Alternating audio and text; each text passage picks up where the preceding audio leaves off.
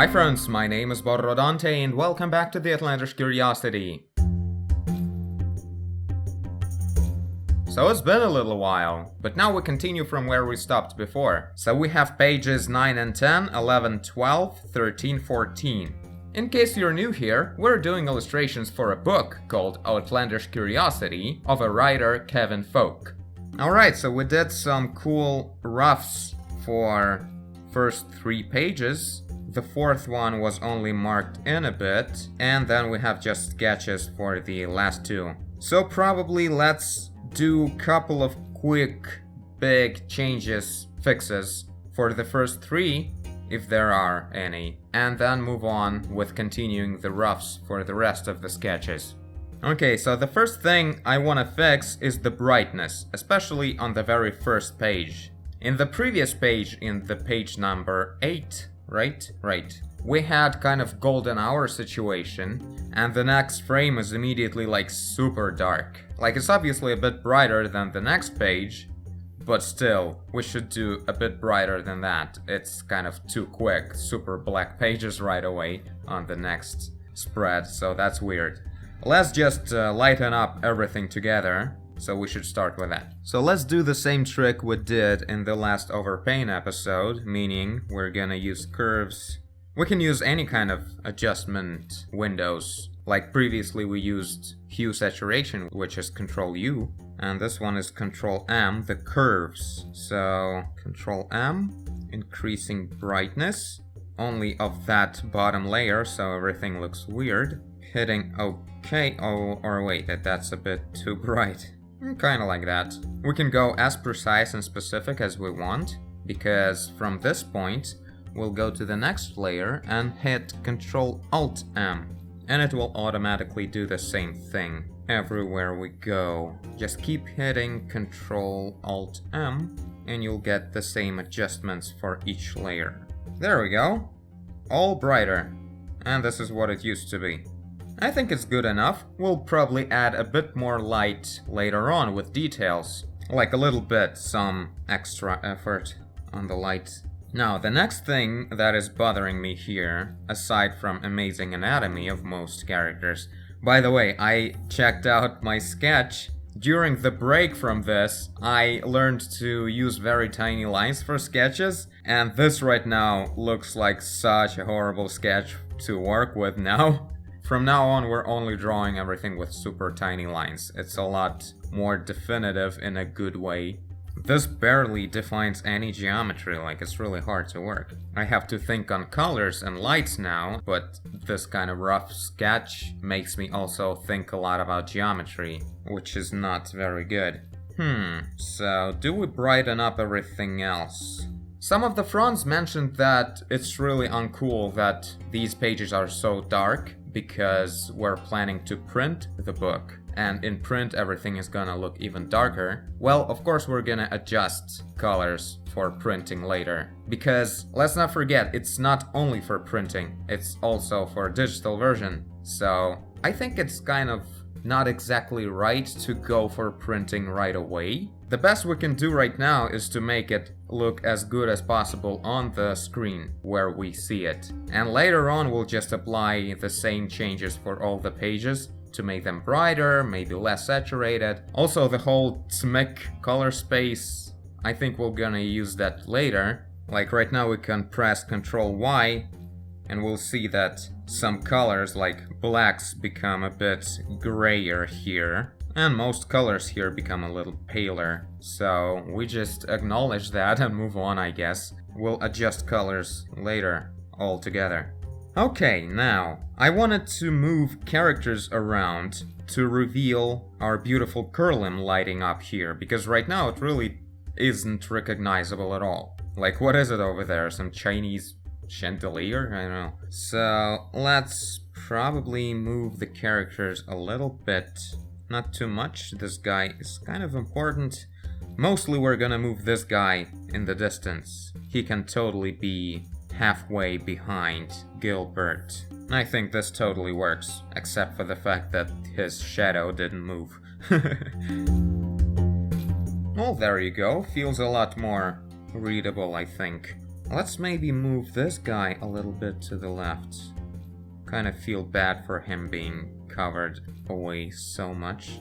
So let's brighten up the second page too. So maybe we increase the brightness the same way. We'll see where it goes. Well, yeah, there we go. It feels like the picture is actually made to be seen by people. Yeah, I think we go with this kind of brightness at least. So in this picture, I remember some people said that it would be nice to have a bit more of these huts revealed in the background. So let's maybe increase the glowing from like maybe other smaller bonfires somewhere in between the huts. So basically we choose some bright color and make it not as bright and do a little bit of that. Just defining that there should be a detail later, but not really defining the details themselves.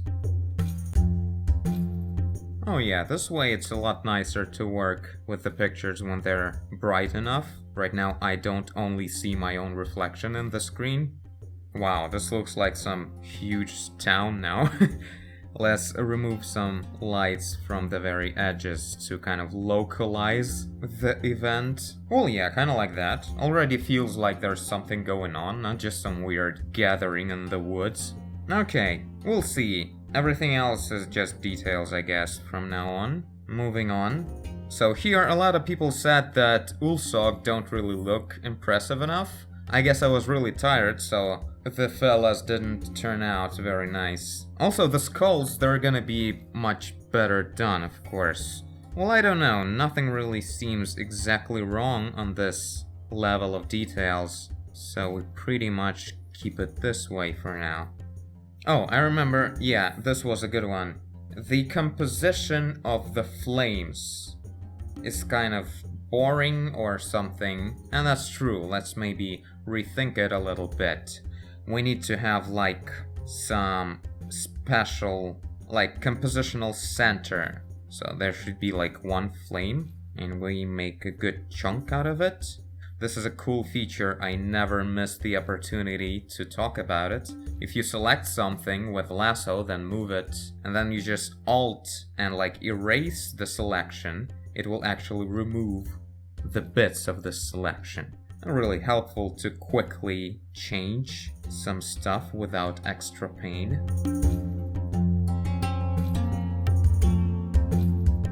Now I want to make Ulsog brighter. They kind of disappear behind the fire. Maybe we move the whole fire lower, right? Well, not really. Remember, we need this bonfire pretty big. Also, it's not a good idea to finish the full height of Ulsog if we move the fire lower.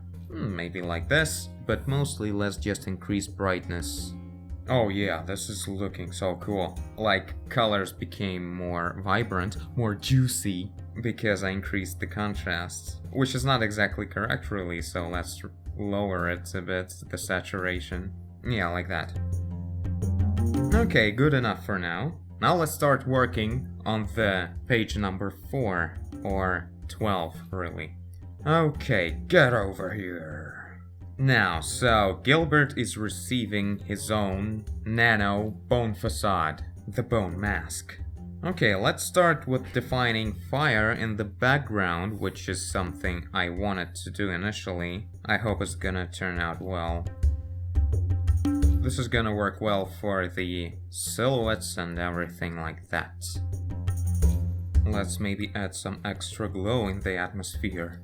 It will reveal the silhouettes even better, because this is the most important part in here, the silhouettes of these two.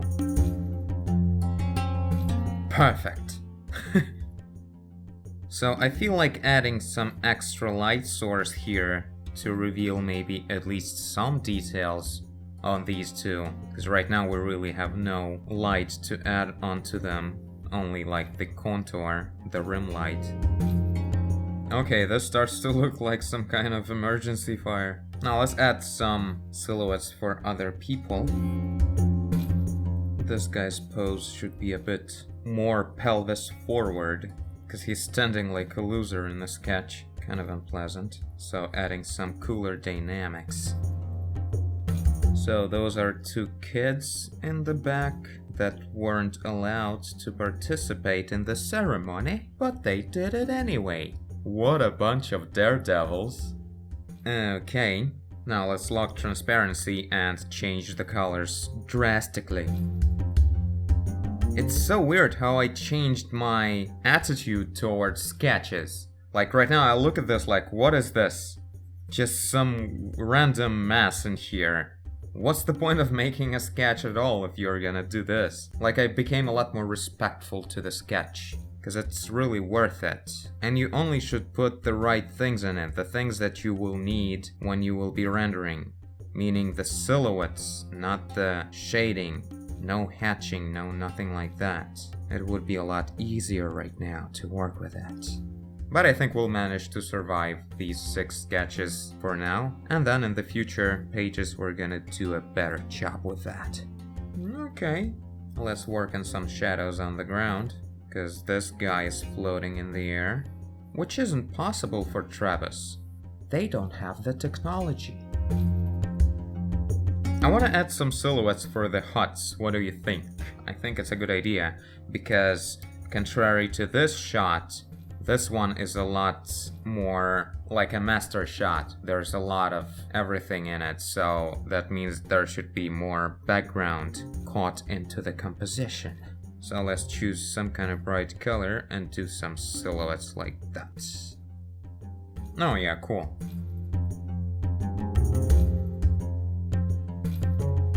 You know what? I think this light will be more than enough. We can really light up their faces enough, and it will look a lot more intimate and contained. I thought maybe add some light from here.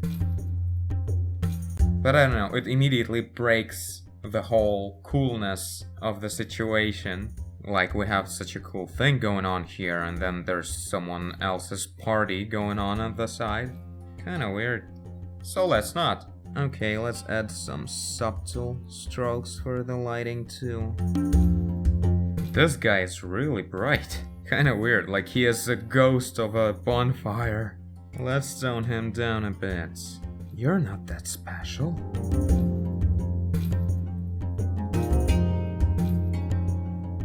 Alright, everything seems to be cool enough. We might want to zoom in a bit on this. Yeah, I like it better this way. Okay, cool. Let's move on to this one. These two. Right, Kevin asked to change the shape of the mustache and of the facade on the new version of Gilbert's face. So let's do that. Let's merge it, like this portion, with the old version. Like, the skull looks a lot simpler and less weird, and this one looks like the lost soul from Doom. And the mustache is more curly, so it feels nicer. Even though it's a step away from initial concept, we had straight mustache there. But it might look better if we curl it a little bit. Just tastefully, you know? Oh, such a nice straight nose. So let's tone this down. Oh, I'm gonna use my tiny brush now, it's gonna look weird. Okay, now let's do the new facade. I kinda have a weird geometry on this one. Like, the angle is correct, but it's like it has a lot stronger field of view. Like, the distortion from perspective is really strong. That side of the skull is a lot smaller than this one. So I just messed it up. Probably was tired again. Or the lines were too thick. So here's the basic shape, right? And this is how you start modeling in 3D usually. Now you see, I bend it too much. That's the weird part. I tried to make it hug around the nose, and that looks weird. So I think this part shouldn't go like that.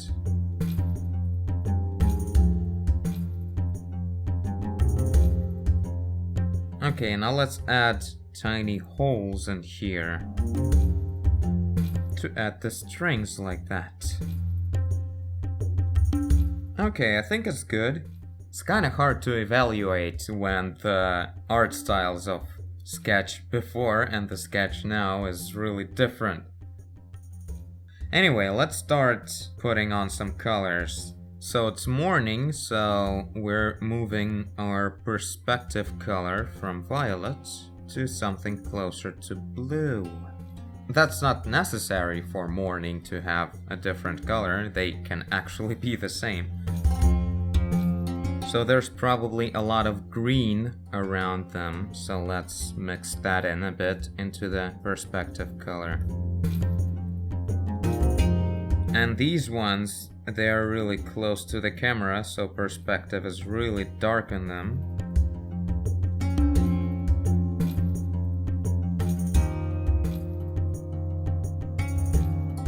Alright, good air perspective base. Now let's do actual colors.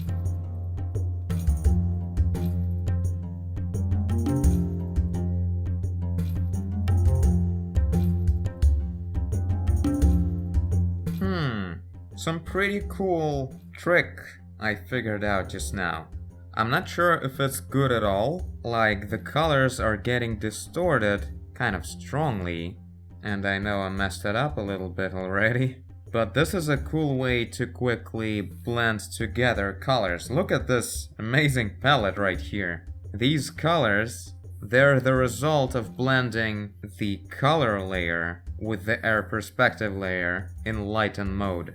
So as air perspective becomes brighter, it's eating away all the colors, the way air perspective is supposed to do. So I decided to go ahead and just go with it and make everything work on top in this lighten mode to let air perspective work automatically. So if we go to the air perspective layer right now and just darken everything, we'll see how all the colors are brought back. Some of them will be distorted like in here around bonfire because I used color picker on the already blended result. But in general, this is such a cool way, and we can adjust the strength of the fog afterwards. How cool is that? Of course, we're not gonna work in this layout of layers to the end. This is only to get the basic initial colors. Then we blend everything together and work by only using layers for separate objects, not this way. So I think toning down some air perspective is a good idea, right? It's a bit too strong right now. Kinda like that. I wanna have this feeling of the morning fog kinda situation, so that's why I kinda made it really strong.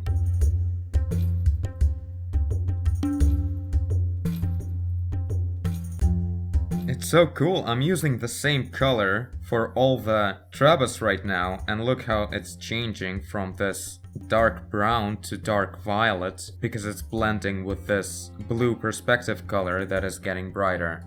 Cool. I mean, it looks a bit exaggerated, like colors are distorting in this beautiful fantasy color palette, but that's exactly what we need here. And it's happening because we chose a very colorful, very highly saturated air perspective. Usually it's like this at least, and that would make a lot less of a distortion of colors. It would just make the contrast lower, like the shadows would become brighter. Okay, cool. Now let's add some shadows from characters onto the sand, and then add a little bit details in here. Beautiful colors, I love this technique. Gonna be using this now, this is really cool.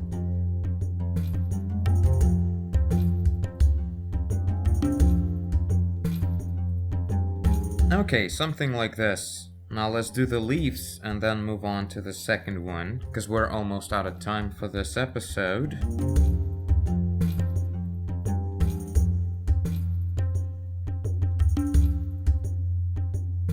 Okay, some cool basic definition for the water drops. Looking cool, kinda like it. There we go, some caustic effect. Awesome. Okay, so blocked in a bit. Now let's do the portrait. Okay, so Gilbert's skin color is somewhat like this, I suppose. Now the hair color. I think we did it, and we're still yet to define it really, because this is the first clear shot. A bit darker, a bit more colorful, and closer to red. Wow, that is messed up. Less colorful, I suppose. Kinda like this, maybe. Let's give it a try. Ooh, I remember someone said that Gilbert's beard is missing the third spike in here. Let's add that. Like the shape of his beard is supposed to be like this, and then 2 in here. And this one is kind of not present.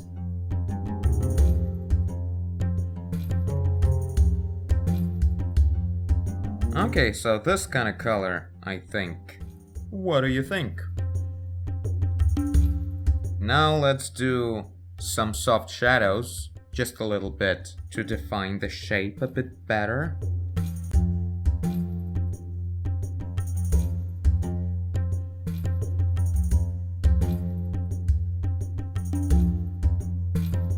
Okay, something like this for now. Everything requires a lot more contrast on shadows, that's why everything looks kinda weird. But I feel like I need a break now, and the whole point is to define color spots. So I guess we're done here for this episode. Tell me what you think on the color choices and this new idea I got with the air perspective. This is so cool. I'm really excited about experimenting more with it. Seems really cool. But anyway, I thank you for watching if you did. I guess you did if you're here. Leave a like and subscribe. Tell a friend. Never shave anything. Do whatever you want. And I will see you in the next one. Bye.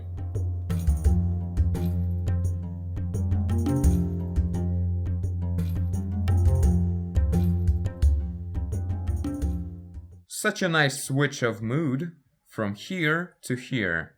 From, oh boy, I think they're gonna cook me, to, look at this nice little present they gave me.